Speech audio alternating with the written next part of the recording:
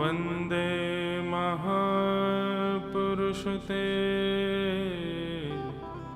चरणारविन्दम्।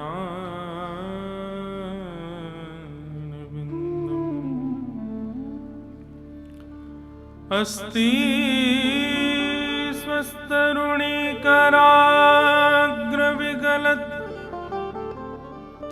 कल्पप्रसूनाप्लुतम्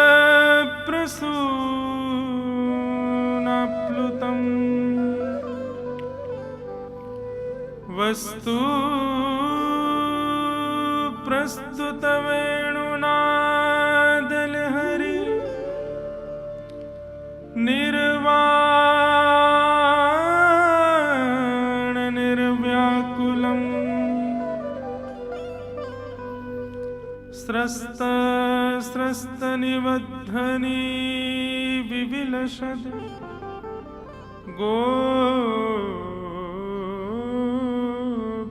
सहस्रावृतम् हस्तन्यस्तनतापवर्गमखिलो दारं किशोराकृति लक्ष्मीनाथ समारम्भां नाथयामुनमध्यमाम् अस्मदाचार्यपर्यन्तां वन्दे गुरुपरम्पराम्। जय जय श्री राधारमण, जय जय नवल किशोर,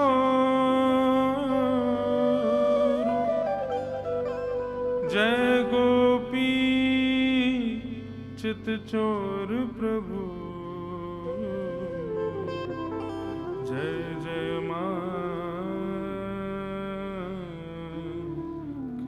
चोर।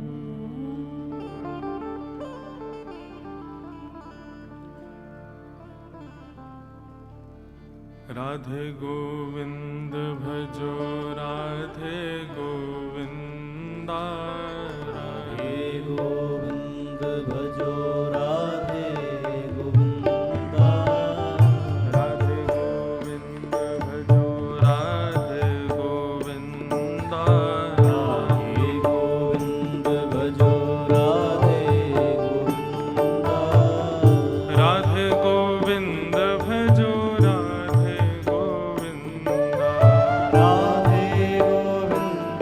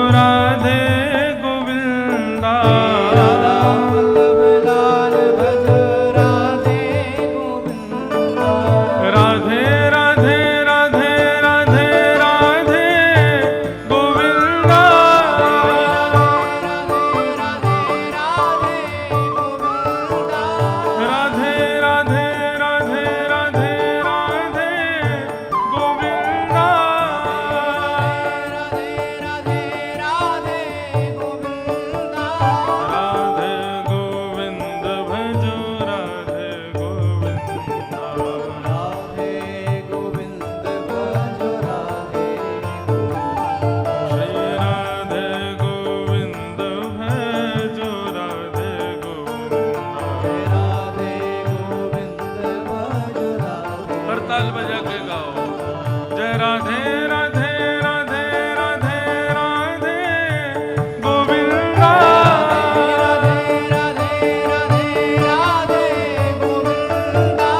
राधे राधे राधे राधे राधे गोविंदा।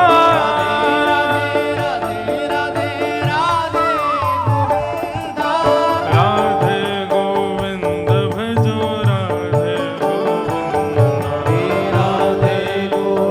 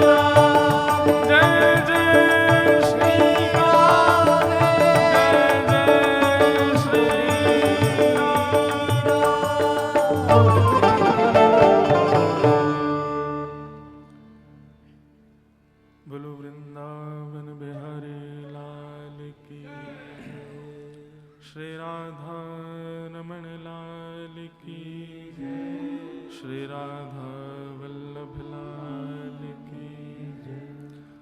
भागवत महापुराण की जय, सब संतन की जय, सब भक्तन की जय, सब विप्रन की जय। 84 कोस ब्रजमंडल धाम की जय, वृंदावन धाम की जय, रजरानी की जय, रस रानी की जय, महारानी की जय। श्याम सुंदर श्री यमुने महारानी की जय, श्री गोवर्धन नाथ की जय, जय जय श्री राधे।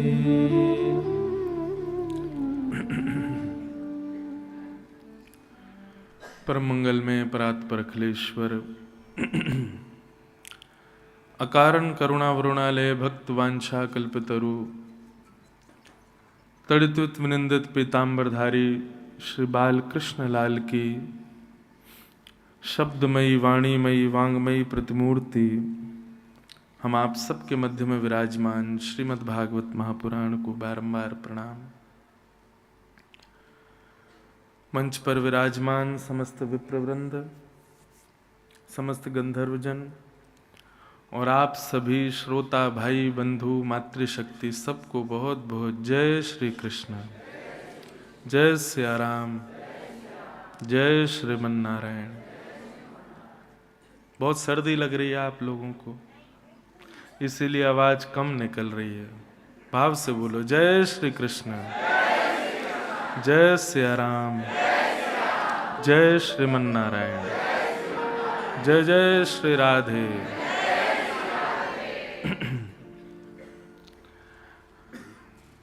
ठाकुर जी की महती अनुकंपा से, श्री जी की परम कृपा से हम आप सब लोग वैदिक वांग्मय के सर्वोच्च सदग्रंथ और कलयुग में भगवत प्राप्ति का सर्वोत्कृष्ट साधन श्रीमद् भागवत श्रवण कर रहे हैं। ये हमारा परम सौभाग्य है। बहुत सावधानी से सुनिए सब लोग।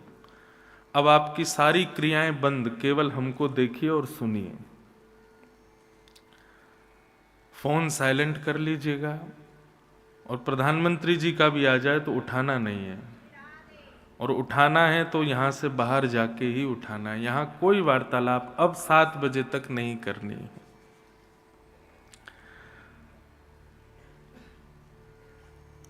किसी भी क्रिया में सबसे महत्वपूर्ण वस्तु क्या होती है? चाहे आप कथा कराओ, चाहे यज्ञ कराओ, अनुष्ठान कराओ, चलो धार्मिक क्रिया से परे भी यदि आप कुछ करते हो तो उसमें सबसे महत्वपूर्ण क्या होता है? वही रहने दो। सबसे महत्वपूर्ण क्या है?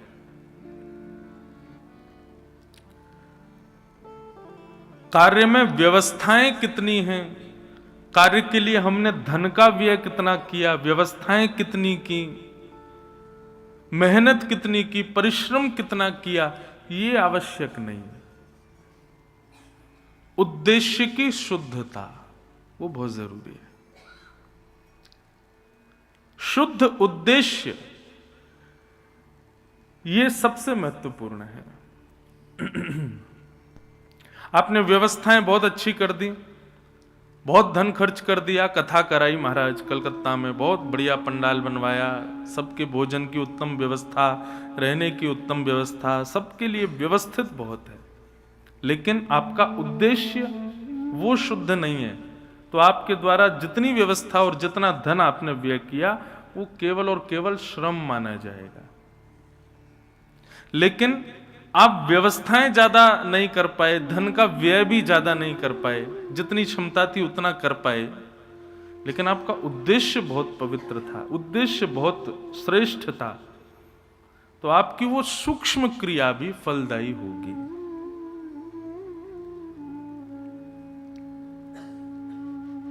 उद्देश्य की पवित्रता। ऐसे तो चोर चोरी करता है, बड़ी सफाई से करता है, मेहनत वो भी करता है,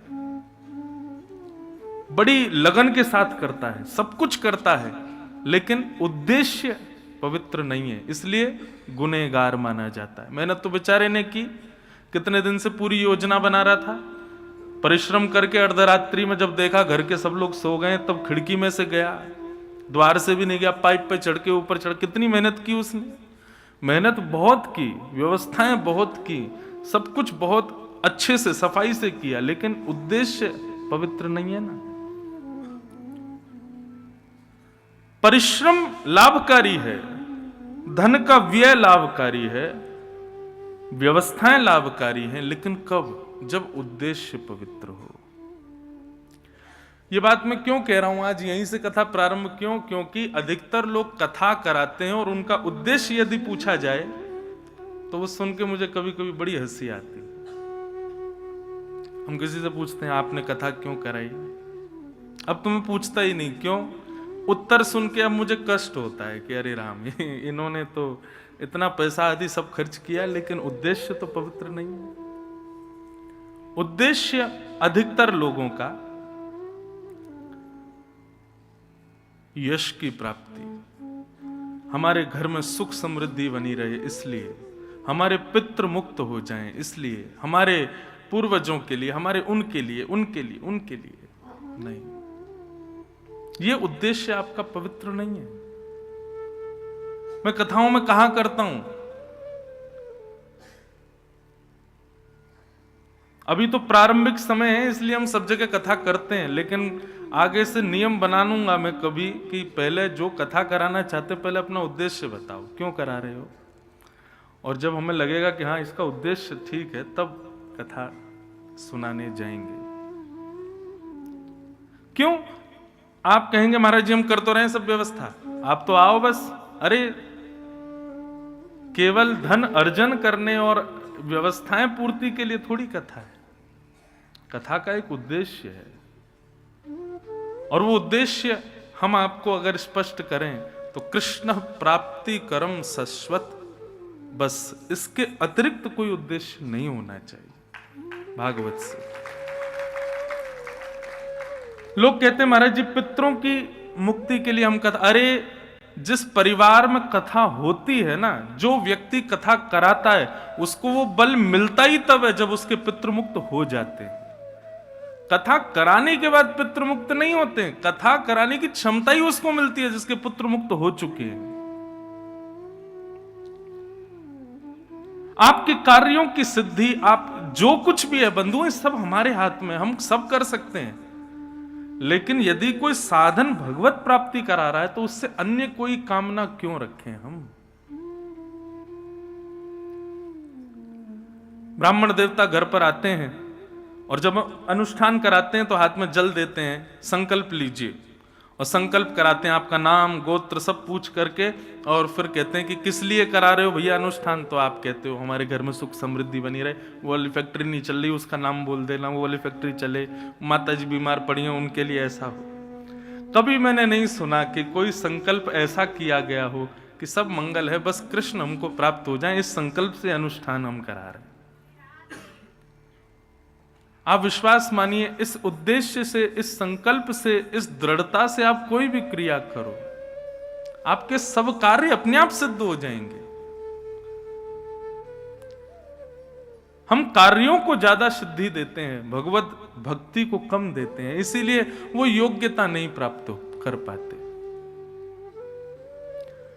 लोग हजारों वर्ष तक तपस्या कर रहे थे, भगवान नहीं मिले, और ध्रुव जी को 5 महीने में मिल गए। जैसे 5 महीने में भगवान मिले ध्रुव जी को तो सब संत अपना झोला उठा करके चले गए अपने घर। किसी ने पूछा अरे कहां? बोले भगवान तो बड़े स्वार्थी हैं, भगवान तो ऊंच नीच देखते हैं। बताओ ध्रुव को 5 महीना में मिल गए, हम यहाँ 5000 साल से यहाँ इतने सारे संत लगे हुए हैं, अभी तक ठाकुर जी नहीं मिले, उसको 5 महीने में मिल गए। इसका मतलब क्या है? ठाकुर जी आपका वर्ष विधि नहीं। कई लोग, मैं घरों में जाता हूं, मुझसे कहते हैं महाराज जी हम पता है 4 घंटे पूजा करते हैं, हम 4 बजे उठ जाते हैं, नहा धो करके 5 बजे बैठ जाते हैं और 8 बजे तक मैं हिलता नहीं हूं, ठाकुर जी की पूरी पूजा कर 4 घंटे करता हूं। लेकिन 4 घंटे में आप कितनी बार तो झपकी लग जाती है, कितनी बार तो फोन उठा लेते हैं, रामू चाय बना देना, आप मेरी पूजा हो रही है पूरी। ऐसे 4 घंटे का क्या फायदा है? लेकिन आप 4 मिनट भी ठाकुर जी के सामने बैठे और बिल्कुल निष्फिक्र होकर के, देहाभिमान शून्य होकर के, पूर्ण रूपेण ठाकुर जी के होकर के बैठते हैं, तो 4 घंटा व्यर्थ है, 4 मिनट श्रेष्ठ है। उद्देश्य उसकी पवित्रता। बदलने को एक क्षण भी बहुत है और ना बदलने को एक जन्म भी कम पड़ जाएगा। बदलना होगा तो एक क्षण में बदल जाओगे। बस उस क्षण में उद्देश्य पवित्र हो, उस क्षण में भाव पवित्र हो, उत्कंठा पवित्र हो। ध्रुव जी की तपस्या 5 महीने की थी, लेकिन 5 महीने में भगवत प्राप्ति की उत्कंठा। उत्कंठा मतलब, उत्कंठा किसे कहते हैं? उत्कंठा मतलब जैसे आप संसारी वस्तु को प्राप्त करने के लिए लगन लगाते हो, लगे रहते हो। मुझे आईफोन चाहिए, चाहिए, कितने का मिलेगा? बोले इतने का मिलेगा, इसके लिए चाहे मुझे जो कुछ करना पड़े। माता पिता लोभ देते हैं बालक को, इतने % मार्क्स लाएगा तुझे मैं आईफोन दूंगा। तो बालक अपने भविष्य को केंद्र में नहीं रखता, आईफोन को केंद्र में रखता है और पढ़ता है, और अच्छे मार्क्स लाता है तो माता पिता उसको देते हैं। ऐसे ही बंधु हर क्रिया के लक्ष्य में श्री कृष्ण, ये उद्देश्य की पवित्रता है। लोग वृंदावन भी आ रहे हैं ना, तो उनका उद्देश्य पवित्र नहीं है। उनका उद्देश्य वहां भी पुण्य की प्राप्ति और क्षमा करें हाथ जोड़ के प्रार्थना। ये ऐसा नहीं सोचना ये महाराज जी हमको आज डांट रहे हैं क्या। डांट वांट नहीं रहा हूं मैं, तो केवल एक बात बता रहा हूं, सबको बता रहा हूं, जो लोग आस्था पर भी सुन रहे हैं या भक्ति पथ लाइव पे भी, यूट्यूब पे, सबको कह रहा हूं, उद्देश्य अपना पवित्र रखो। आप कोई भी क्रिया करिए, फिर वो क्रिया लाभकारी होगी।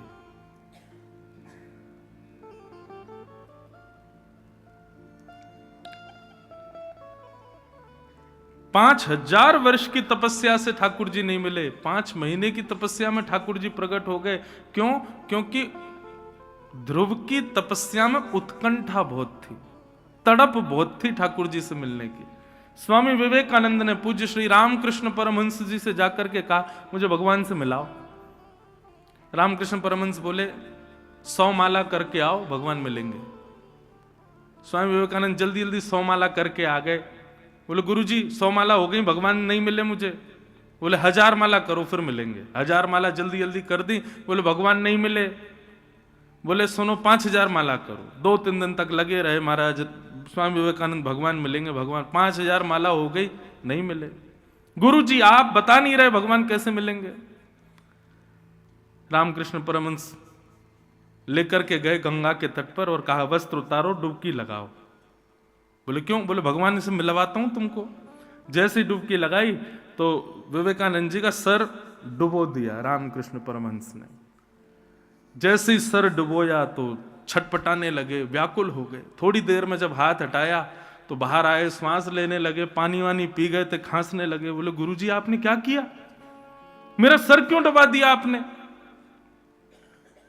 आपको पता है मुझे श्वास नहीं आ रही थी, मैं मरने वाला था। थोड़ी देर आप हाथ नहीं हटाते मेरे प्राण निकल जाते। रामकृष्ण परमहंस बोले तुम क्यों छटपटा रहे थे भीतर? किस चीज की कमी लग रही थी? बोले श्वास की कमी लग रही थी। बोले ऐसी छटपटाहट जब कृष्ण की प्राप्ति के लिए होगी तब ठाकुर जी मिलेंगे। जैसी छटपटाहट तुमको वायु के लिए, जैसी छटपटाहट हम आप सबको भोजन की, जैसी छटपटाहट व्हाट्सएप खोलने की, फेसबुक चलाने की, फोटो खिंचाने की, अरे कुछ नहीं करना। ये छटपटाहट हमारे अंदर है, लेकिन है किसके लिए? सांसारिक भावों के लिए। वही छटपटाहट, वही व्याकुलता, वही स्थिति यदि ठाकुर जी के लिए हो जाए तो उद्देश्य पवित्र है। यहां पर बैठे आप सब में अधिकतर, ठीक है सबका होगा भाव, लेकिन किसी का यह भाव नहीं होगा कि 6 दिन के इस भागवत के प्रसंग में मुझे ठाकुर जी के प्रत्यक्ष दर्शन हो जाएं। ऐसे भाव से कोई बैठा है? नहीं बैठे तो अब बैठो। वृंदावन है भैया, यहां आप कथा सुनने आ गए हो, ये बहुत बड़ी श्री जी की कृपा है आपके ऊपर। मैं भी सुना रहा हूं, ये भी मेरे, हम कथा वक्ता जरूर हैं, लेकिन वृंदावन में ही कथा नहीं कह पाते। सब जगह कहते हैं तो वृंदावन में कहने का अवसर मिल रहा है, तो मुझ पर भी कृपा है श्री जी की, आप पर भी कृपा है कि आप बैठे हो। बस अपना उद्देश्य पवित्र कर लो कि हम कथा सुने और जब जाएं यहाँ से, कभी निधिवन जाएं, सेवा कुंज जाएं, बिहारी जी जाएं, राधा वल्लभ राधा रमण जाएं, जहां भी जाएं, कभी ऐसी कृपा हो, छटपटाहट ऐसी रहे कि अब जो आगे गली आएगी उसमें मुड़ते ही हमको कहीं श्याम सुंदर दिख जाए। अब हम जैसे आगे जाएंगे तो वहां हमको कहीं ठाकुर जी के दर्शन हो जाएं। अब जैसे ही हम ये रिक्शा से उतरें तो वहां श्री जी की कोई झलक दिख जाए। ऐसी छटपटाहट, ऐसी उत्कंठा हृदय में होनी चाहिए वृंदावन आए हो तो।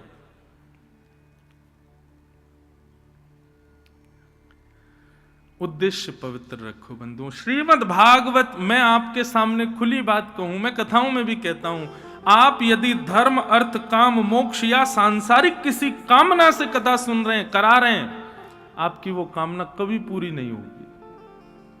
श्रीमद् भागवत से केवल एक कामना रखो, और वो क्या है? इस त्रिभंग लली श्याम सुंदर हमें प्राप्त हो जाए, बस और कुछ नहीं चाहिए। निश्चित मानिएगा, हमारी बात पर विश्वास कर लीजिएगा, अन्य भाव आपके पूर्ण नहीं होंगे, लेकिन ठाकुर जी की प्राप्ति के लिए आपने एक कथा भी यदि श्रवण की तत्परता से, तो 7 दिन के अंदर ठाकुर जी की एक झांकी कहीं ना कहीं दिख जरूर जाएगी। और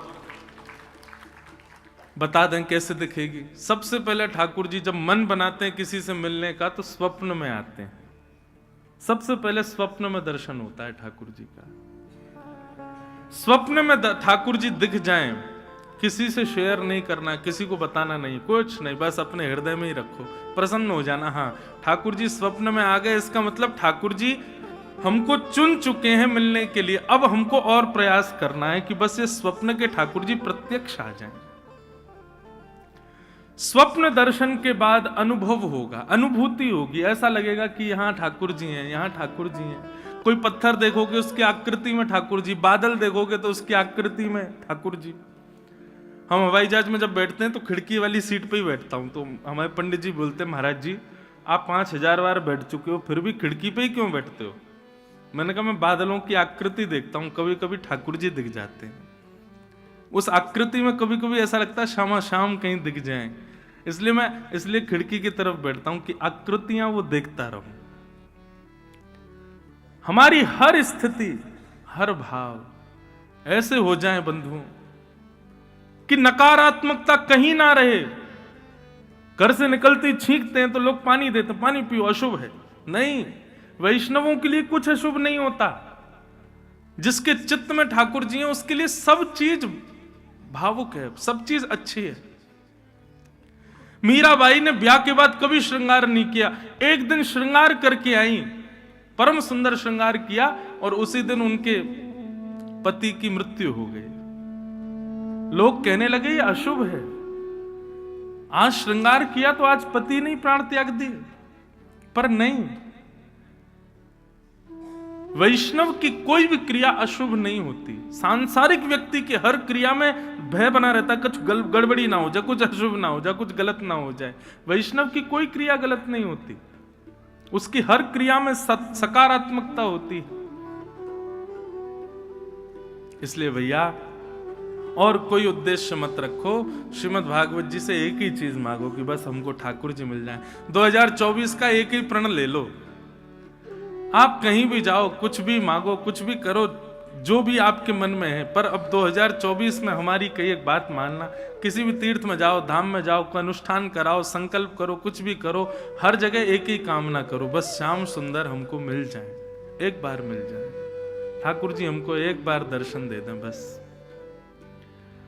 तो स्वप्न दर्शन, फिर अनुभव दर्शन, अनुभूति होगी, आकृतियां कुछ भी होंगी, आपको दिखेगा कि नहीं ये तो ठाकुर जी हैं। ये देखो ना, ऐसा लग रहा है कि श्याम सुंदर खड़े हैं, बंशी बजा रहे हैं, ऐसी आकृतियां दिखेंगी। और तीसरा होगा प्रत्यक्ष दर्शन, ठाकुर जी आके सामने खड़े ही हो जाएंगे, फिर आंखें मीड़ना, नोचना, श्याम सुंदर सदा हमको प्यारे रहे, हम उन्हीं के रहे, वो हमारे रहे। श्याम सुंदर प्यारे रहे, हम उन्हीं के रहे, वो हमारे रहे। श्याम सुंदर सदा हमको प्यारे रहे, हम उन्हीं के रहे, वो हमारे रहे। श्याम सुंदर सदा हमको प्यारे रहे, हम उन्हीं के रहे, वो हमारे रहे। हम उन्हीं के रहे, वो हमारे रहे। हम उन्हीं के रहे, वो हमारे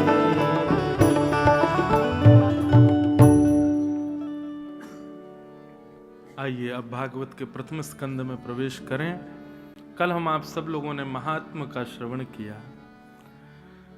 प्रथम स्कंद और प्रथम श्लोक श्रीमद् भागवत का सब लोग ध्यान में केंद्र में ठाकुर जी को विराजमान करके श्रवण करो। जन्माद्यस्य यतोऽन्वयादितरतः चार्थे स्वविज्ञस्वराट् तेने ब्रह्म हृदय आदिकवये मुह्यन्ति यत्सूरयः तेजो वारिमृदां यथा विनिमयो यत्र त्रिसर्गो मृषा धाम्ना स्वेन सदा निरस्तकुहकं सत्यं परम धीमहि। श्रीमद् भागवत के प्रथम श्लोक में किसको वंदन किया गया? सत्यम परम धीमहि। जो भी परम सत्य है मैं उसको वंदन करता हूं।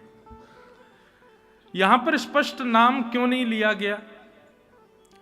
सीधे भगवान का नाम ले लेते तो एक जो ये विडंबना लोगों के मन में बनी हुई है, शंकर जी बड़े हैं कि भगवान कृष्ण बड़े हैं कि जे बड़े हैं कि वो बड़े हैं, ये जो ऊंच नीच बनी रहती है सबके मन में, ये क्लियरिफाई हो जाती कि हाँ चलो भागवत के प्रथम श्लोक में इनको वंदन है तो ये सबसे बड़े।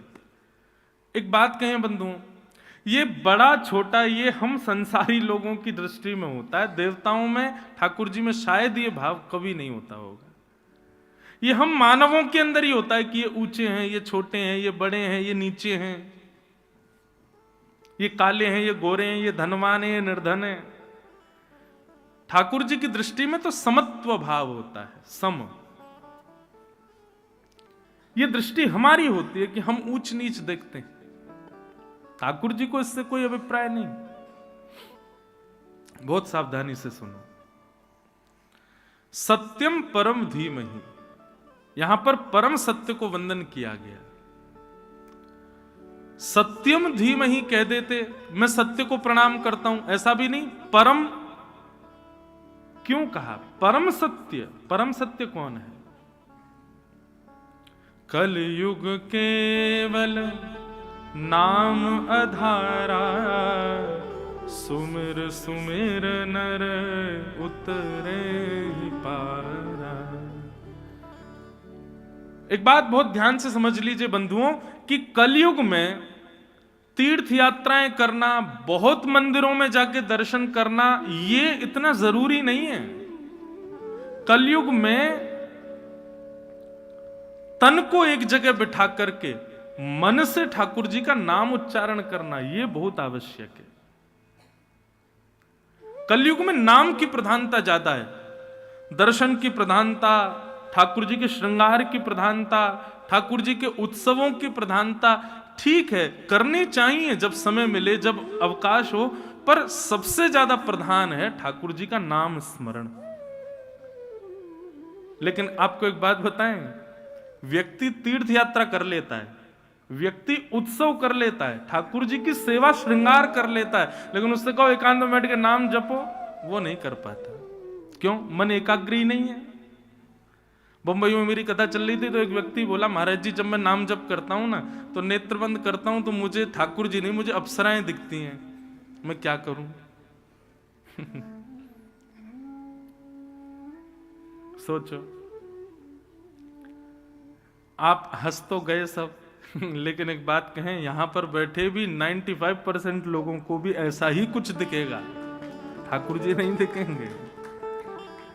यहां पर बैठे भी 90% लोगों को ठाकुर जी नहीं दिखेंगे नेत्र बंद करने पर। और ये इसका कारण क्या है? चित्त हमारा मलिन है। अधिकतर लोगों को सुना जाता है, वो सुबह उठ के अपना जब स्वप्न बताते हैं तो जरूर कोई अपशगुन ही देखा होता है, उन्होंने कुछ विचित्र ही देखा होता है। कभी कोई भगवत दर्शन करके प्रसन्न हुआ हो कि मैंने स्वप्न में ठाकुर जी देखे, बहुत अच्छी बात है, बताना ही नहीं वो तो। पर हमारे चित्त में मलिनता है, इसलिए नेत्रबंद करने पर भगवत दर्शन नहीं होता। लेकिन एक बात कहें बंधु, घबराओ मत, होने दो। नेत्र बंद करते हो, नाम जप करते हो, कुछ दूषित दिखता है या जिसका चिंतन करते हो वही दिख रहा है, या फिर धन दिख रहा है, भोजन दिख रहा है, या कुछ भी दिख रहा है, दिखने दो। आप लगे रहो, आप अपना प्रयास करते रहो। आप उस नाम जप को छोड़ो मत, ये बहाने से कि हमें शुद्धता नहीं आ रही है मन में। आप करते रहो, लगे रहो। करत करत अभ्यास के मनमत होत सुजात। अभ्यास में लगे रहो। Practice makes man perfect. अभ्यास से ही परफेक्शन आता है। आप अभ्यास कीजिए। ये कली का प्रभाव है। कलयुग नहीं चाहता कि हम भजन करें, इसलिए कली दूषित विचार हृदय में प्रकट कर देता है। परंतु आप लगे रहो, लगे रहो, लगे रहो, लगे रहो, तो कली भी समझ जाएगा हम चाहे कितना भी कर लें, ये रुकने वाला नहीं है। तो एक समय कली आपके आगे हाथ जोड़ देगा और उसके बाद अपने आप पवित्र विचार आने प्रारंभ हो जाएंगे। और ये होगा ही, सबके साथ होगा। 10 बार, 15 बार, 20 बार ध्यान में अपवित्रता आएगी। उसको पवित्र करने के साधन क्या है? सत्संग। सत्संग का मतलब किसे कहते हैं? सत्संग कोई प्रवचन करे और आप बैठ के सुनो, ये सत्संग है? नहीं। सत्संग के बहुत सारे रूप हैं। सद व्यक्ति का संग सत्संग, सद भोजन का संग सत्संग। आप क्या खाते हैं, क्या पहनते हैं, क्या पीते हैं, किसके संग रहते हैं, कैसी जगह जाते हैं, ये सब सत्संग कहलाता है। मुझसे किसी ने कहा, महाराज जी आप धोती ही क्यों पहनते हैं, बगलबंदी ही क्यों पहनते हैं, तिलक क्यों लगाते हैं? यह रूप धारण करना भी सत्संग है।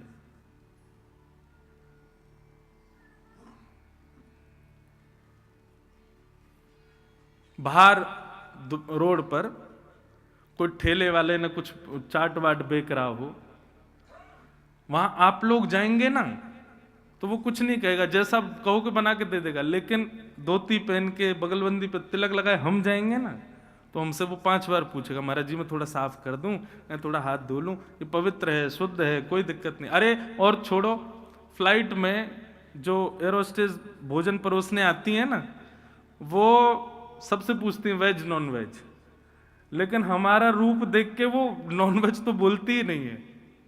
वो पूछेगी, महाराज आप तो वेज ही लेंगे ना, वेज में भी जैन लेंगे? मैंने नहीं, हमें चाहिए ही नहीं कुछ भी। उसको कैसे पता कि मैं अपवित्र नहीं खा सकता? मेरे स्वरूप ने बताया। तो ये स्वरूप भी सत्संग है। आप कैसे स्थानों पर जाते हैं, कैसे लोगों के संग बैठते हैं, उनसे क्या वार्ताएं करते हैं, यह भी सत्संग कहलाता है। केवल किसी का प्रवचन सुनना मात्र सत्संग नहीं है। यह सत्संग की प्रारंभिक सीढ़ी हो सकती है, परंतु आपकी पूरे दिन की दिनचर्या भी सत्संग को दर्शाती है। वस्त्र भी सत्संग है, वेश भी सत्संग है।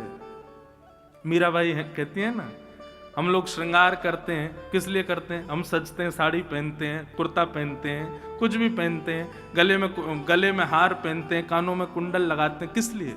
परफ्यूम लगाते हैं ताकि 4 लोग हमसे पूछें, भाई साड़ी कहाँ से ली, कुर्ता कहाँ से लिया, कुंडल बड़े बढ़िया, आपके गले का हार बहुत सुंदर, परफ्यूम कौन सा लगाया। हम दूसरे को रिझाने के लिए ही पूरी क्रिया करते हैं। तो मीराबाई कहती हैं, जिन भेषा मारो सांवरो रीझे, जिन भेषा मेरो गिरधर रीझे, मैं सो ही भेष धरूंगी, हो बाला सो ही भेष धरूंगी, हो मैं बैरागन हूं। वृंदावन में आप लोग घूम रहे हो 2 दिन से, देखो यहाँ के लोग कैसे रहते हैं। तिलक लगा के घूमेंगे, धोती पहनेंगे, इतनी सर्दी है फिर भी धोती में रहेंगे। कई लोगों के नियम है वो पादुका नहीं पहनते, नंगे पांव घूमेंगे। क्यों? क्योंकि उनकी वेशभूषा में भी आपको रिझाना श्रेष्ठ नहीं है। वो इसीलिए ऐसे बन के घूम रहे हैं कि बिहारी जी हमसे प्रसन्न रहे। ये श्रृंगार बिहारी जी का है, ये श्रृंगार राधा रमन लाल के लिए, ये श्रृंगार श्री राधा वल्लभ जी को खुश करने के लिए। संसार के लोगों को भले ही तुम्हारे तिलक से पीड़ा हो, तिलक लगाए कलकत्ता में घूमो, तिलक लगाए दिल्ली में घूमो, 4 लोग टोक देंगे, लेकिन वृंदावन में कोई नहीं टोकेगा। क्यों? वृंदावन में किया गया श्रृंगार भी ठाकुर जी की प्रसन्नता के लिए, तो वह श्रृंगार भी आपका सत्संग बन जाता है। तो मन की शुद्धता यदि चाहिए तो उसके लिए श्रृंगार हो, आहार हो, विचार हो, पहनावा हो, उठना बैठ, सबकी शुद्धता करना बहुत जरूरी है। आप कहीं भी दुकान से पैकेट खरीद के फाड़ के खा लोगे, संत क्यों नहीं खा रहा है? कोई वैष्णव क्यों नहीं खा रहा है? क्योंकि उसको पता है कि इस आहार के सेवन से मेरा मन मलिन होगा। संत महापुरुष तो अपना जल भी संग लेके चलते हैं, वो बाहर का जल भी नहीं पीते। क्यों? जल पीने से, जैसा खाओ अन्न वैसा होवे मन, जैसा होवे मन वैसे होवे विचार, जैसे होवे विचार वैसी होवे क्रिया, जैसी होवे क्रिया वैसी होवे गति। तो सत्संग का मतलब केवल किसी सद व्यक्ति को श्रवण करना ये सत्संग नहीं है, अपने आचार विचार को भी शुद्ध करना ये सत्संग है। ये सब सत्संग है। और ये जब क्रिया में आएगा, आपके आचार विचार, पहनाव उड़ाव, खान पान, ये सब शुद्ध होते चले जाएंगे। फिर लगाना आप नेत्रबंद करना, कोई अप्सरा नहीं दिखेगी। फिर तो त्रिभंग ललित श्याम सुंदरी दिखाई देंगे, फिर तो हमारी किशोरी जी दिखाई देंगे, फिर तो ललिता विशाखा ये सखियां दिखाई देंगी। भगवत रसिक जी का एक पद है, आहा बहुत सुंदर भाव है। हमारो वृंदावन उर और, हमारो वृंदावन उर और। क्या अर्थ क्या है इसका? श्री भगवत रसिक जी कह रहे हैं कि हमारे लिए प्रकट वृंदावन नहीं है, हमारा वृंदावन तो हमारे चित्त में है, हमारे हृदय में है। बंधुओं, अप्रकट वृंदावन में ये ईंट पत्थर नहीं है, अप्रकट वृंदावन में ये सब हॉल नहीं है, ये बने हुए बड़ी बड़ी बिल्डिंगें नहीं है अप्रकट वृंदावन। वास्तविक वृंदावन में तो चिन्मय है वो, वहां पर वृक्ष भी राधा कृष्ण, वहां के वृक्ष वल्लरियां, वहां के कोई इमारत भी दिखे ना अप्रकट वृंदावन, तो वो भी श्याम सुंदर है। और वो वृंदावन कहां बसता है? वो हमारे चित्त में बसता है, हमारे मन में रहता है। हमारो वृंदावन उर और, हमारो वृंदावन माया काल तहां नहीं व्यापे, माया काल तहां नहीं व्यापे, जहां रसिक सिर मोर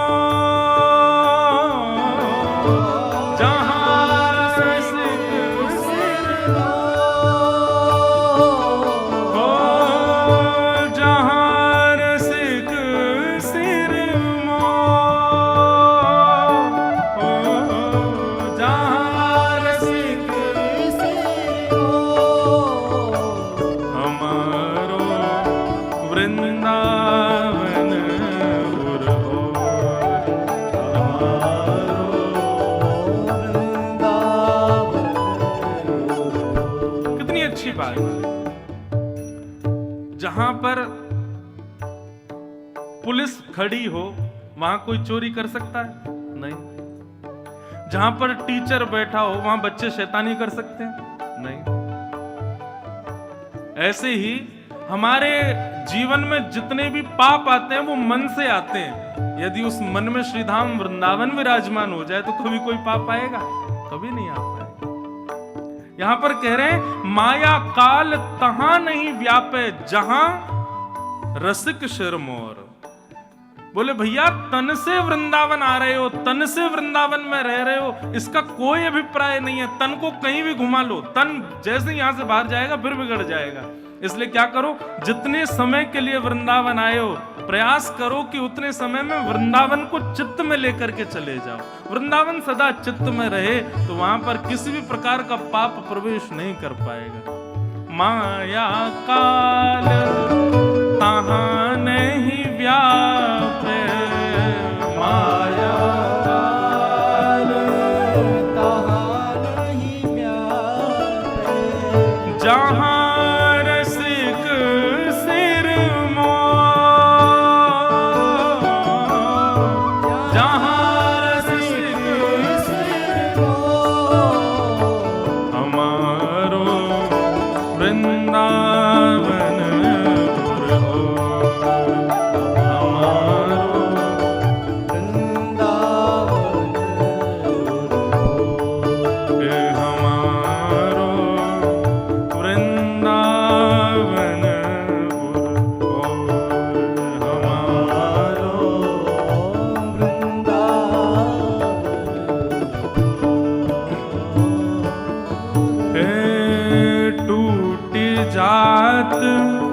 सत असत वासना, टूट जात सत असत वासना, मन की दौरा दौड़,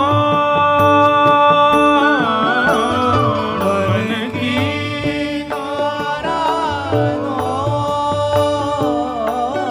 हे भगवद रसिक बतायो श्री गुरु, भगवत रसिक बतायो श्री गुरु, अमल अलौकिक ठोर, अमल अलौकिक ठोर, हे अमल अलौकिक ठोर, अमल अलौकिक ठोर, हमारो वृंदावन पुर और, हमारो वृंदावन हमारो वृंदावन पुर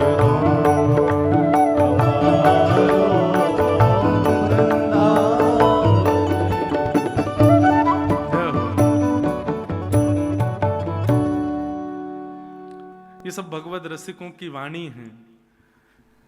इन वाणियों से ही चित्त शुद्ध होता है। हो सकता है कई लोगों को समझ ना आए, लेकिन जो रसिक यहां बैठे होंगे उनको तो यही आनंद है महाराज। हम वैसे भी कथा में भजन कम गाते हैं, भजन में रुचि मेरी कम है। मुझे ऐसे पद ज्यादा प्रिय जो रसिकों के हैं, जैसे मीराबाई के, सूरदास के, स्वामी श्री हरदास जी के। इन वाणियों में आनंद सुख तो सुनने में आता भी है, चित्त भी पवित्र होता है गाने से, सुनने से। अब कितनी अच्छी बात। वृंदावन आने का उद्देश्य क्या है कि वृंदावन चित्त में बस के आप यहां से जाओ, चित्त में बसा रहे। कलकत्ता पहुंच जाए शरीर, लेकिन चित्त फिर भी वृंदावन की स्मृति में रहे, नित्य वृंदावन रमा रहे चित्त में। ऐसी स्थिति कर लें तो क्या होगा? बोले माया काल तहां नहीं व्यापे। फिर तन से जाए अमेरिका चले जाओ, माया आपको सता नहीं सकती। संसार के विषय भोग आपको परेशान नहीं कर सकते। टूट जात सत असत वासना, फिर आपको किसी में भी दुर्गुण नहीं दिखेगा। अच्छा, एक ये प्रमाण लिख लीजिएगा कि आप वैष्णव बन चुके हो, आप भक्त बन चुके हो, इसका एक प्रमाण ये है कि आपको फिर किसी में कमी नहीं दिखाई देगी। चाहे कोई कितना भी उपेक्षित व्यक्ति हो, किसी में कमी का दर्शन नहीं होगा, असदता का दर्शन नहीं होगा, सब में सत्य ही दिखेगा, सब में अच्छाइयां ही दिखेंगी। टूट जात सद असत वासना और मन की दौरा दौर। ये जो मन बहुत विचलित रहता, भटका रहता। आज ही कोई माता जी मुझसे पूछ रही थी, महाराज जी मन बड़ा विचलित रहता, क्या करें? विचलित इसलिए है क्योंकि मन पर लगाम नहीं है, और मन की लगाम हमारे पूज्य पिताजी गाते हैं, देखना इंद्रियों के न घोड़े भगे, उनमें हरदम जो संयम के कोड़े पड़े, अपने मन को सुमार्ग लगाते चलो, कृष्ण गोविंद गोपाल गाते चलो।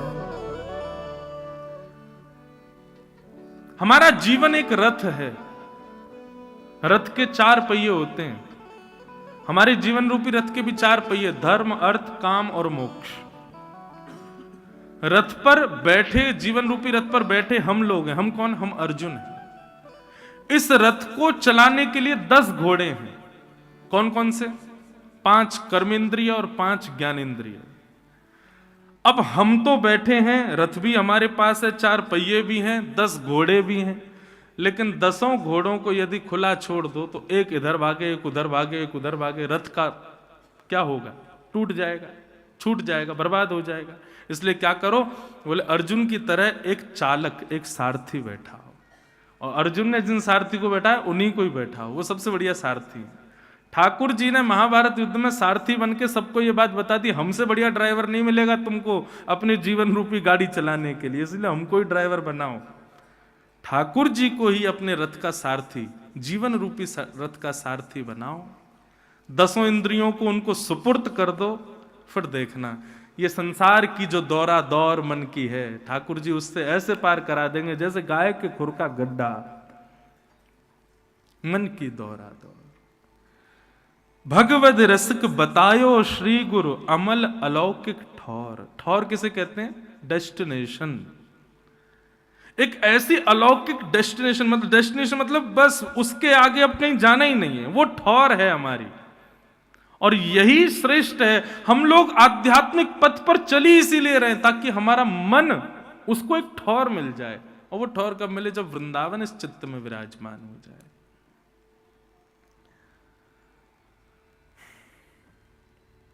तो भागवत के प्रथम श्लोक में सत्यम परम धीमहि, भगवान के नाम को प्रणाम किया गया कि भगवान से भी बड़ा यदि कुछ है तो भगवान का नाम है। जो सतबार पाठ कर सोई, छूट ही बंद महासुख होई। है? केवल पाठ करने मात्र से सब काम हो रहे हैं। हनुमान जी का नाम लेने से भूत पिशाच निकट नहीं आवे, महावीर जब केवल नाम से ही काम बन जाते हैं। अरे कहीं पुलिस ने बैरिकेडिंग लगा रखी हो, आपकी गाड़ी अंदर ना जाने दे रहे हो, तो आप उससे कहते भैया सुनो, ये यहाँ के विधायक जी हैं ना, उनका नाम जे हमारे चाचा लगते हैं, विधायक को आने की जरूरत थोड़ी है बैरिकेडिंग खुलवानी, नाम बता दो बैरिकेडिंग अपने आप खुल जाएगी। ठीक वैसे ही ठाकुर जी का नाम यदि आपके पास है तो दुनिया की जितनी भी बैरिकेडिंग है सब खुलती चली जाएंगी। बोले इस पर नाम है भैया, ठाकुर जी को आने की आवश्यकता थोड़ी है। इसलिए कलिकाल में नाम प्रधान है, और उसी नाम को श्री वेद व्यास जी ने भागवत के प्रथम श्लोक में प्रणाम किया। इस नाम ने मीराबाई को ठाकुर जी की प्राप्ति कराई, गोस्वामी तुलसीदास जी को भगवत प्राप्ति कराई, सूरदास जी को कराई, हमारे वृंदावन के स्वामी श्री हरदास जी ने बिहारी जी को प्रकट कर लिया नाम के प्रभाव से। हितरवंश महाप्रभु राधा वल्लभ लाल जी को लेकर के विराज गए नाम के प्रभाव से।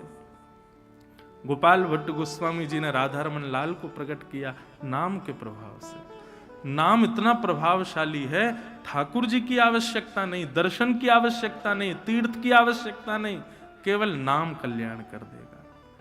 इसलिए सबसे पहली बात है बंधुओं, नाम को जीवन में ले आओ, भगवान नाम गाओ।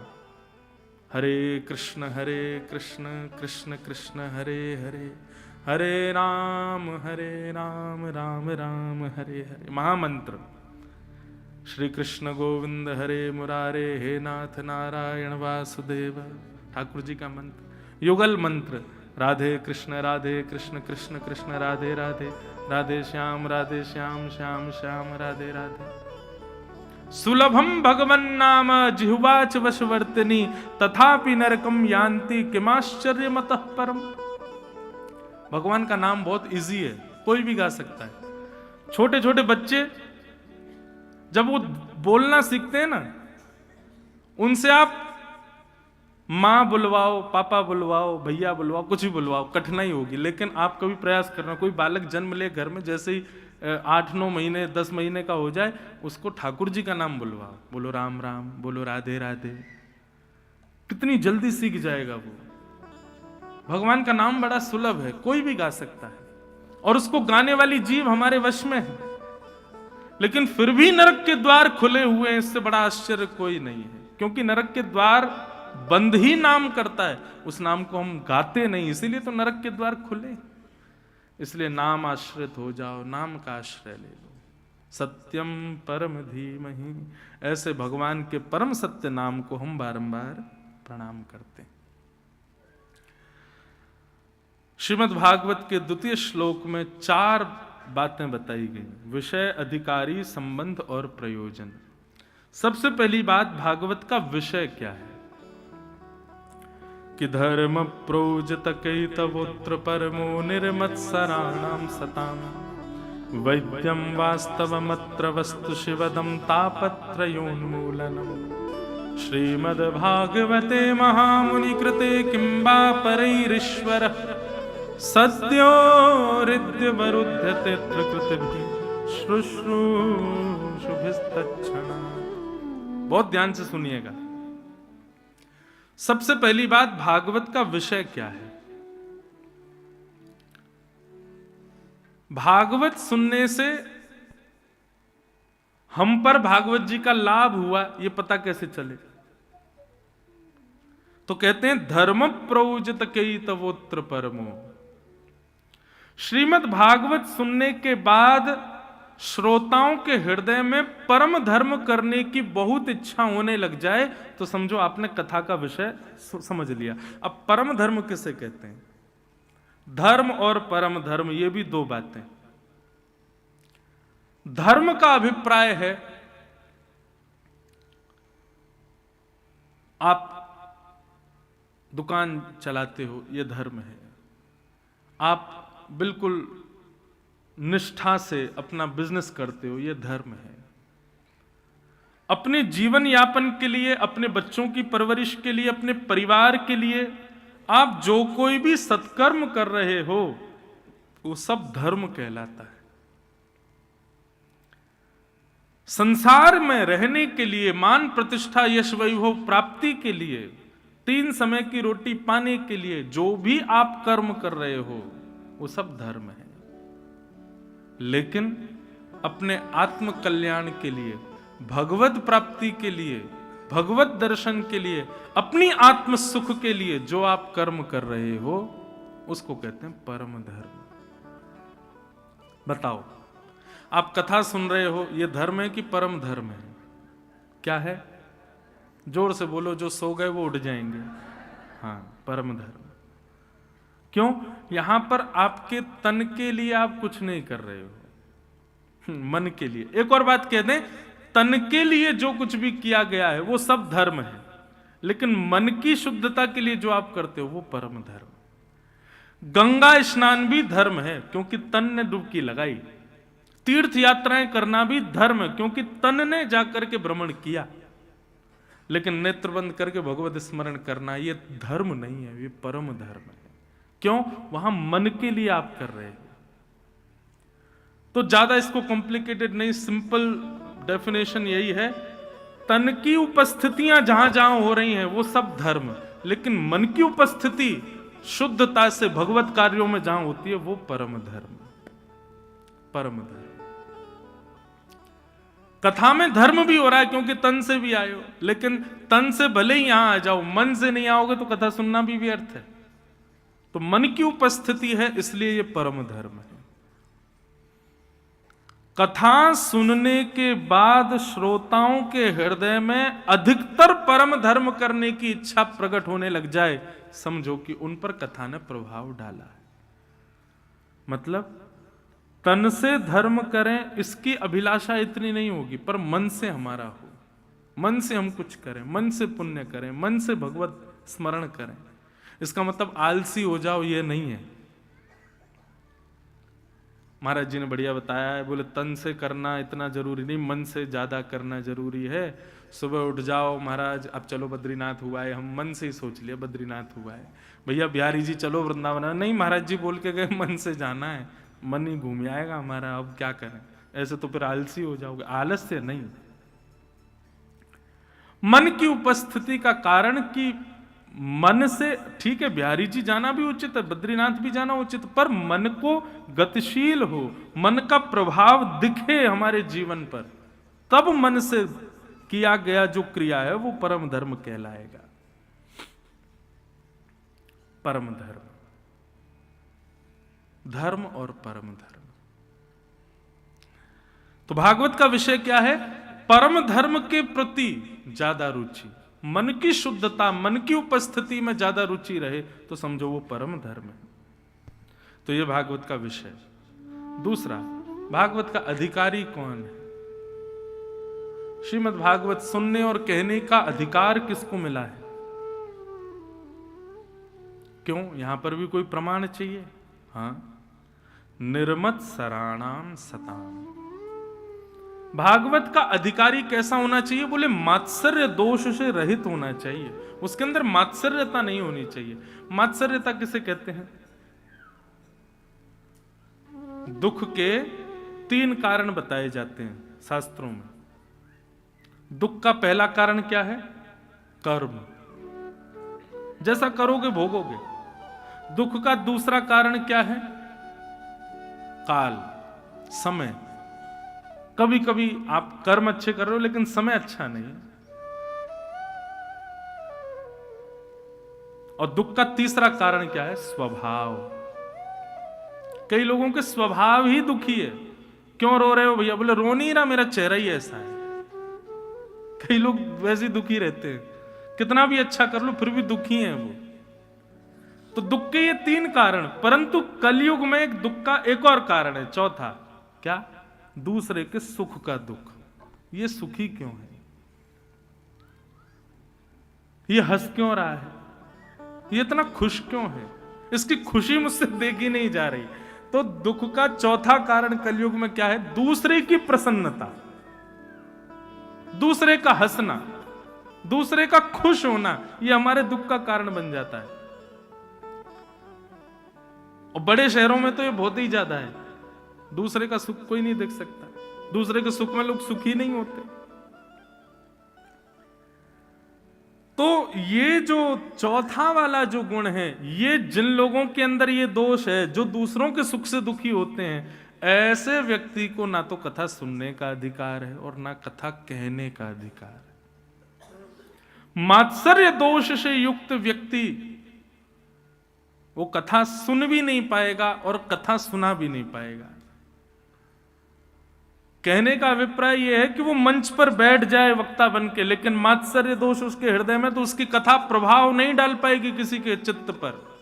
मात्सर्य दोष से युक्त व्यक्ति कथा के क्रम में आ भी जाएगा तो 4 घंटे व्यास कहते रह जाएंगे, लेकिन उसको कुछ पल्ले नहीं पड़ेगा, समझ में नहीं आया, क्योंकि मात्सर्य दोष ज्ञान को भीतर आने से रोकता है।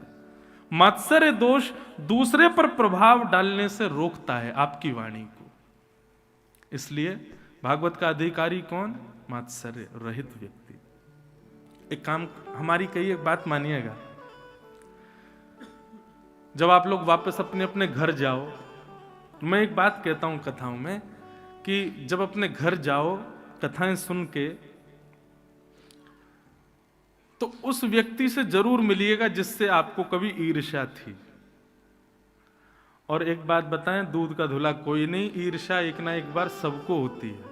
सबको किसी ना किसी से ईर्ष्या तो रहती है, किसी ना किसी से जलन तो सबको हुई है। ये मात्सर्य दोष सबके हृदय में होता है। कथा सुनकर के उस व्यक्ति को देखिएगा यदि अब भी आपके हृदय में वही ज्वलनशीलता और वही उसकी प्रसन्नता से दुख हो रहा है, मात्सर्य दोष अब भी चित्त में है, तो इसका मतलब है अभी कथा ने आपको स्वीकार नहीं किया। लेकिन कथा सुनने के बाद आप गए और उस व्यक्ति को जैसे ही देखा तो अब उससे जलन नहीं हो रही, अब उसमें गुण दिख रहा, अब वो अच्छा सा लग रहा, अब उसमें भी बढ़िया दर्शन हो रहा है, तो प्रसन्न हो जाना। क्या कि भैया राधा माधव ने हमको स्वीकार कर लिया, कथा ने हमको स्वीकार कर लिया, कथा हमारे चित्त में आ गई, हमारा मात्सर्य दोष नष्ट हो गया। मात्सर्य दोष की रहितता का ये प्रमाण है। तो जरूर करिएगा। जो लोग कलकत्ता से आए, दिल्ली से आए, पंजाब से आए, जहां जहां से आप लोग आए हो, और जो वृंदावन के भी हैं, कहीं वृंदावन वाले इतना मत भूल जाइए हो कि भाई हमें तो कोई दिक्कत ही ना है। आप लोग भी यहां से बाहर निकल के जाना और उस व्यक्ति से जरूर मिलने जाना जिससे ईर्ष्या होती है। और मिलने नहीं जाओ तो फेसबुक पे ही खोल लेना, उसका अकाउंट खोल के देखना, नहीं है तो बढ़िया ये, और देखे कि हाँ बढ़िया है, तो समझना कथा ने प्रभाव डाला है। आप जैसे हो वैसे ही बने रहे तो भैया क्यों कर रहे हो 4 घंटे व्यर्थ, क्यों इतना पैसा बर्बाद कर रहे हो कथा वथा कराने में, सुनने में? लगे रहो, वैसे ही बने रहो। ये परिवर्तनशील होना बहुत आवश्यक है बंधु, परिवर्तन। तो भागवत का अधिकारी कौन? निर्मत सराणाम सताम, जो मात्सर्य दोष से रहित। एक बार भगवान की एक भक्त ने तपस्या की, एक विनोद की, एक हैं, जय हो मैया को प्रणाम। मैया कह रही है ब्रजभाषा में बोली मैया कोई के कहवे से ना बोलेगी, वो तो अपने आप ही आवे हैं, मन में आवे। अभी सुनो, कथा के बीच में विक्षेप नहीं डालते, श्रवण करो तो एक बार एक भक्त ने ठाकुर जी की तपस्या की, भगवान प्रसन्न हो गए, बोले मांगो क्या चाहिए। उसने मांगा, बोले मैं जो मांगू सो मुझे मिल जाए, मैं जब जो चाहूं वो वस्तु मेरे सामने उपस्थित हो जाए, ऐसा वरदान दे दो। भगवान बोले ये वरदान नहीं देंगे भाई, तुम लोग बड़े खतरनाक हो, कुछ भी मांग सकते हो। भस्मासुर ने कहा मैं सिर पे हाथ रखूं तो भस्म हो जाए, उसने शंकर जी के सिर पे हाथ रखा सबसे पहले, ताकि ये भस्म हो जाए, पार्वती जी से मैं ब्याह कर लूं। तो ऐसे वरदान नहीं देते हम, तुम जो चाहो वो तुम्हारे सामने उपस्थित हो जाए, तो ऐसा वरदान थोड़ी देंगे। वक्त बोला तो ठीक है, फिर कोई बात नहीं, आप भी जाओ मैं भी जाता हूं, यही वरदान चाहिए, इसके अलावा कुछ नहीं चाहिए। भगवान बोले देना तो पड़ेगा भाई, तूने तपस्या करी है, एक काम करते हैं, जो तू चाहेगा तुझे मिल जाएगा, पर तेरे पड़ोसी को दुगना मिलेगा, तेरे पड़ोसी को तुझसे ज्यादा मिलेगा, बता मंजूर? ठीक है मंजूर। भगवान क्योंकि जानते हैं ये सह नहीं पाएगा, ये कितना भी मांग ले, इससे दुगना जिसको मिला ये उसी से ही हमेशा पैज में बना रहेगा, ये सह ही नहीं पाएगा, ये मानव का स्वभाव है बंधु। ठाकुर जी ने वरदान दे दिया, जो मांगेगा सो मिलेगा। अब वो जो भी मांगता है पड़ोसी को दुगना मिलता है। मेरा घर बन जाए, उसका एक बना पड़ोसी के 2, मुझे गाड़ी मिल जाए, एक आई उसके 2। बेचारा 4 भी मांगता है तो पड़ोसी को 8 मिलता है। हे ठाकुर जी मेरा सुंदर सी कन्या से ब्याह हो जाए, इसका 1 हुआ, पड़ोसी के 2 हुए। और सुंदर मांगी तो उसकी तो परम सुंदर आई, सब चीज दुगनी। तो इस हद तक पहुंच गया कि जो भी करता हूं सब दुगना मिलता है, तो घाटे की वस्तु मांगूंगा तो मुझे घाटा 1 होगा, इसको दुगना होगा। चलो अब उल्टा करते हैं, ठाकुर जी मेरी एक गाड़ी का एक्सीडेंट हो जाए, इसकी 1 हुई उसकी 2 हो गई।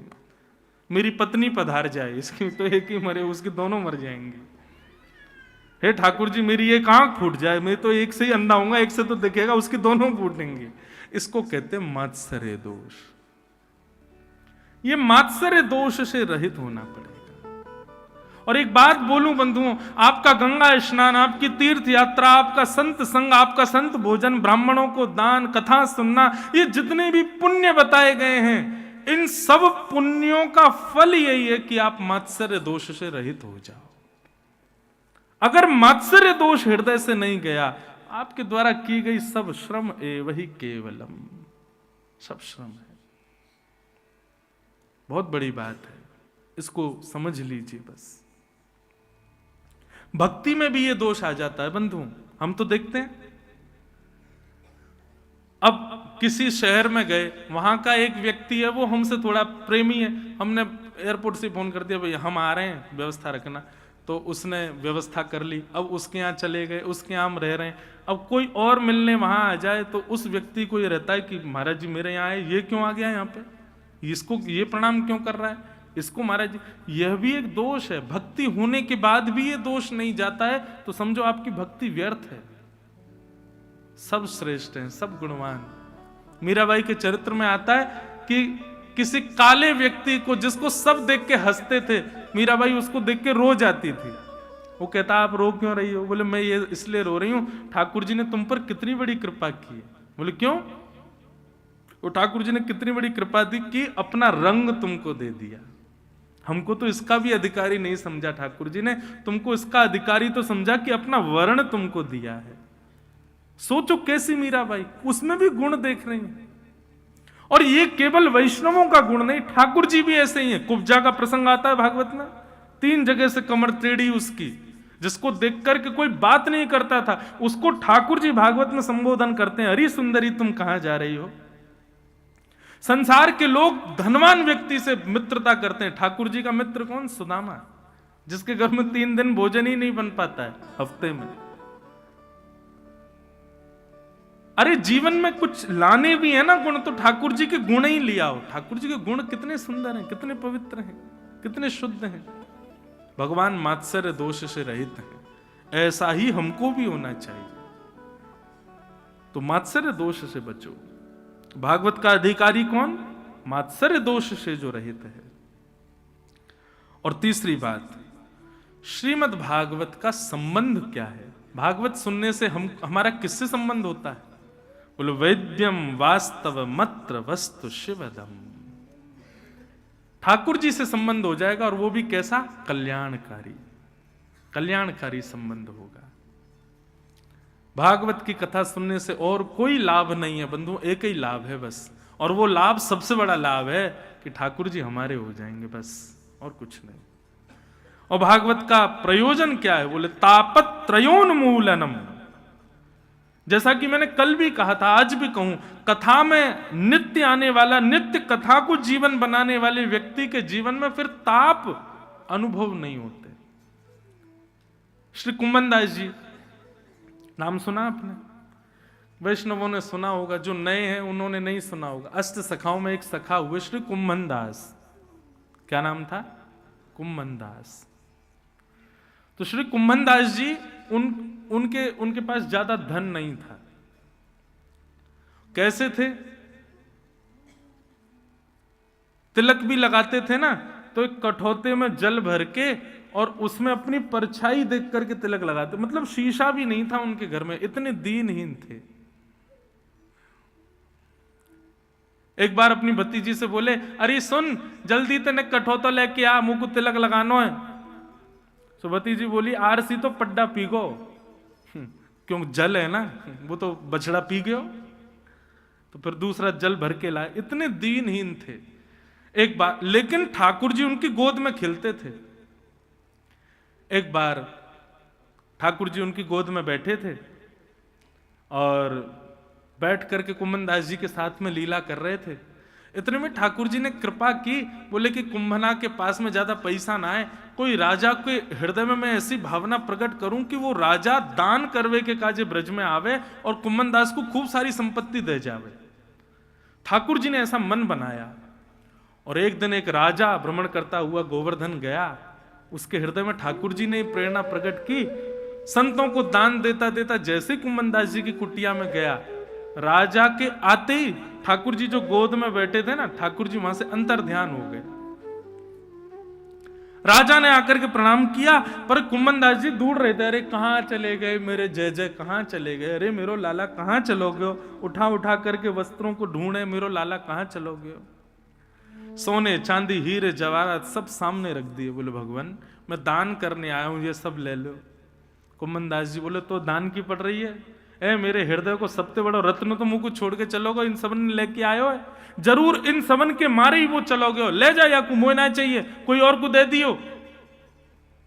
राजा ने खूब प्रार्थना की। घर के सदस्य कहने लगे कुम्भनदास जी ले लो, हमारे घर में बहुत तंगी चलती है। अरे घर सब ठीक रहेगा, भोजन पानी बढ़िया चलेंगे, ले लो रत्नों को। कुम्भनदास जी बोले यदि ये रत्न घर आएंगे तो मैं घर छोड़ के चलो जाऊंगा, ले जाओ इनको यहां से, मुझे नहीं चाहिए। और रोने लगे मेरे ठाकुर जी कहां चले गए। राजा जैसे ही रत्न समेट कर वापस गया, सोई ठाकुर जी फिर से उनकी गोद में आ गए और गोद में आके बोले कुम्भना, तेने वाके द्वारा दी गई सब सामग्री ठुकरा क्यों दई? अरे तो पतो वा राजा को मैंने ही चेतायो, वाके हृदय में मैंने ही भावना प्रकट करी कि तो को आके खूब सारो धन दे जाए, और तेने वाको ठुकरा दियो क्यों? कुम्भनदास जी कितनी सुंदर बात कहते हैं, लाल जी यदि मैं वो सारे रत्न ले लेता तो आपको लगता अब कुम्भनदास सुखी हो गया और आप दोबारा मंदिर में चले जाते, मेरे पास लौट के नहीं आते। मैंने रत्न नहीं लिए तो आपको चिंता हुई, तो आप लौट के दोबारा मेरी गोदी में आ गए पूछने कि तूने रत्न क्यों नहीं लिए। अगर आप प्रसन्न होकर चले जाते भगवान, तो दोबारा गोदी में आपको बैठाने का ये सुख मुझे नहीं मिलता। मेरे लिए कोई रत्न नहीं, आप सबसे बड़े रत्न हो ठाकुर जी, बस आप मेरे रहो। ऐसी स्थिति। कुम्भनदास जी जब हल चलाते थे ना अपने खेत में, ठाकुर जी बीज डालते थे पीछे से, कुम्भनदास जी के संग खेती करवाते। एक दिन मंदिर के घंटे घड़ियाल बजने लगे तो कुम्भनदास जी जल्दी से हाथ पांव धो के मंदिर भागने लगे। ठाकुर जी बोले अरे कुम्भना कहां जा रहा है? कुम्भनदास जी बोले मंदिर जा रहा हूं दर्शन करवे। ठाकुर जी बोले कितनो पागल है बाबड़े, मैं स्वयं तेरे संग खड़ा हूं, तेरे संग खेती करवा रहा हूं, फिर भी मंदिर क्यों जा रहा है? कुम्भनदास जी बोले ठाकुर जी आप बड़े चतुर हो, आपको मैंने नहीं बुलाया कि आप खेती करने आओ, आप अपने मन से आए हो, अपने मन से आए हो, मेरे संग यहां लीला कर रहे हो, परंतु कल आपका मन नहीं हुआ तो आप नहीं आओगे। पर मंदिर में तो आप निरंतर मिलोगे, यहां आओगे नहीं आओगे ये तो आपके भाव के ऊपर है, पर मंदिर में तो आप सदा रहते हो, वहां से आप कहीं नहीं जाते, वहां आपको आचार्यों ने बैठा रखा है, इसलिए मैं आप मेरे पास आ गए इस लोभ में मंदिर दर्शन नहीं छोड़ सकता। बंधुओं ये शुद्ध भाव, ये शुद्ध विचार, ये ठाकुर जी को ज्यादा प्रिय है। आप कितना नाम जप कर रहे हो, कितने ज्यादा भजन कर रहे हो, कितनी परिक्रमा लगा रहे हो, लेकिन मन में ऐसे विचार शुद्ध नहीं है, ठाकुर जी को प्रिय नहीं। ये शुद्धता विचारों की ठाकुर जी को ज्यादा प्रिय है, जो हमने वैष्णवों में देखे। तो वैद्यम वास्तवमत्र वस्तु शिवदम तापत्रयोन्मूलनम, संसार के कष्ट भी कष्ट से ना लगे, ठाकुर जी का भाव प्रिय लगे। ऐसे भगवान के सुंदर वांग्मय विग्रह की कथा श्रीमद् भागवते महामुनि कृते किंबा परैरीश्वर सद्यो हृदयवरुध्यते त्रिकृतिभिः शुश्रूषुभिस्तत्क्षणात्। ऐसी कथा जिसको सुनने की इच्छा मात्र से चित्त में ठाकुर जी प्रकट हो जाते हैं, उसको हम बारंबार प्रणाम करते हैं। भागवत के तृतीय श्लोक में निगम कल्पतरोर गलितम फलम सुखमुखादमृतद्रव संयुतम पिबत भागवतम रसमालयम मुहुर्हो रसिका भुवि भावुका। निगम कल्प तरोर गलितम फलम, वेद रूपी कल्प वृक्ष का पका हुआ फल श्रीमद् भागवत। बंधुओं वेदों का सार है श्रीमद् भागवत। यदि आपने श्रीमद् भागवत को जीवन में हृदयस्थ कर लिया है तो इसका मतलब संपूर्ण वेदों का सार आपको प्राप्त हो गया।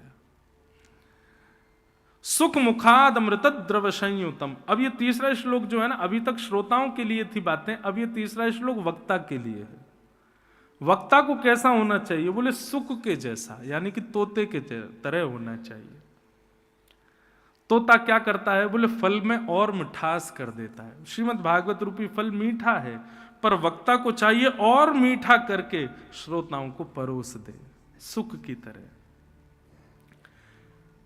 तीसरी बात, पिबत भागवतम रसमालयम मुहुर्हो रसिका भुवि भावुका। बहुत बड़ी बात, श्रीमद् भागवत श्रवण का विषय नहीं है, श्रीमद् भागवत सुनने का विषय नहीं है, श्रीमद् भागवत पीने का विषय। पियो। आप कहोगे महाराज जी कछु भी बोल रहे हो, हैं मंच मिल गो तो बस जो मन में आ रही है बोल रहे हो, कथा सुनी जाती है, आप कह रहे हो पियो। अब ये पिए कैसे? हमसे नहीं, ठाकुर जी से पूछो। क्यों?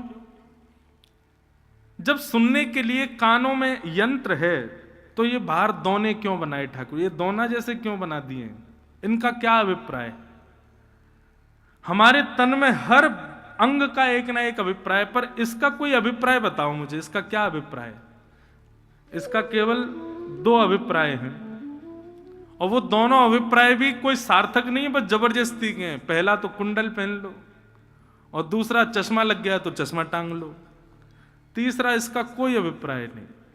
यदि ठाकुर जी ने ये नहीं बनाए होते तो जब हमारी आंख कमजोर हो जाती है तो चश्मा हमको यहाँ पे कील गड़वानी पड़ती है, उसमें चश्मा या फिर यूं ऐसे करके एक वो धागा सा कुछ होता है वो पीछे बांधना पड़ता। जे है तो चश्मा टंग जाता है। बाकी इनका कोई अभिप्राय है? श्रीमद् भागवत में इनका अभिप्राय बताया गया। क्या अभिप्राय है? बोले इनको क्या बोलते हैं? बोले श्रवण पुट। पुट मतलब होता है दोना। ये दोने की आकृति ठाकुर जी ने क्यों बनाई है? बोले भाई दोने में रसायन भर के पिया जाता है, खीर लेके खाई जाती है, कड़ी रखी जाती है, कुछ ना कुछ पानी की वस्तु को दोने में रखा जाता है। अब इसमें आप घी आदि कुछ डालोगे तो ये बर्बाद हो जाएगा। तो फिर इस दोने का क्या काम है? बोले ये श्रवणपुट भगवान ने दिए, इसमें भैया श्रीमद् भागवत रूपी रस भर भर के पियो, इसलिए ये हमको प्राप्त हुए। इनका यही प्रयोजन है और कोई इनका कोई प्रयोजन नहीं है। श्रवण पुटेषु संवृतम। ये श्रवण पुट कथा सुननी नहीं है, सुनना है संसार की बातें सुनो, सुनना है व्यक्ति जो बाहर बोलते हैं वो सुनो। कथा तो पीने का विषय। पीने का मतलब क्या है? पीने का मतलब है पी हुई वस्तु तुरंत असर करती है। विष पी लो तुरंत असर होगा, मर जाओगे। मदिरा पी लो तुरंत असर होगा, नशा हो जाएगा। औषधि पी लो तुरंत असर होगा, रोग ठीक हो जाएगा। छाछ पी लो, दूध पी लो, कुछ भी पीने वाली वस्तु होती है वो तुरंत आपके शरीर को लगती है, असर दिखाती है। ठीक उसीलिए यहां पिबत शब्द का प्रयोग किया गया कि कथा तुरंत आपके शरीर को लगे और आपके जीवन पर असर डालने लगे तो समझो आपने कथा सुनी नहीं, पी है। आप सुन रहे हो तो जैसे हो वैसे ही बने रहोगे, लेकिन पी रहे हो तो निश्चित असर आएगा, बदलाव निश्चित होगा। और बदलाव ही इस बात का प्रमाण है, कथा सुनी नहीं पी गई है। पिबत भागवतम रसमालयम मुहुर्हो रसिका भुवि भावुका। भागवत पियो, पीने का विषय है। श्रीमद् भागवत पीनी है, पिबत भागवतम। तो इस प्रकार ये 3 मंगलाचरण किए गए। इन 3 मंगलाचरणों के बाद 6 प्रश्न सौनकादि ऋषियों ने किए, और इन 6 प्रश्नों के उत्तर में अब सूत जी यहाँ से प्रवचन करना प्रारंभ करते हैं, और उससे पूर्व अपने गुरु को वंदन करते हैं, अपने गुरु को प्रणाम करते हैं। हम सब भी प्रणाम करें। हमारे गुरु कौन हैं? जो भी गुरु हैं उनका स्मरण करो, नहीं तो श्री वृंदावन बिहारी लाल ये सबके गुरु हैं।